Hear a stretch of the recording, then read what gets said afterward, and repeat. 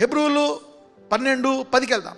వారు కొన్ని దినముల మట్టుకు తమకు ఇష్టం వచ్చినట్టు మనలను శిక్షించిరి గాని మనము తన పరిశుద్ధతలో పాలు పొందవలనని మన మేలు కొరకే ఆయన శిక్షించుచున్నాడు.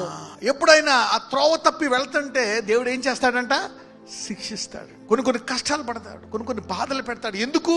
మళ్ళా సరళమైన త్రోవలోకి వెళ్ళి, ఇక్కడ ఒక మాట ఉంటుంది, తన పరిశుద్ధతలో ఏం పొందుకోవాలంట? పాలు పొందుకోవాలి. సో ఈ కష్టాలు చిక్కులు ఎందుకు వస్తాయి? ఎందుకు అంటే పరిశుద్ధతలో పాలు పొందుకోవాలని. ఈ యాత్రలో నువ్వు పరిశుద్ధత నేర్చుకోవాలని. You need to learn. నీ బ్యాక్గ్రౌండ్ ఎలాగైనా ఉండని, as long as you want to learn, you can go to heaven. If you can repent and learn, నీవు పశ్చాత్తాపడి, if you accept the blood and repent, will go to heaven.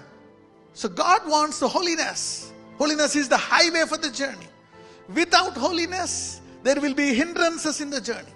May all your hindrances be stopped from today. Okay, మీ సులువుగా చిక్కులు పెట్టు ఆటంకములన్నీ ఈ రోజుతో ఆగిపోవునుగాక.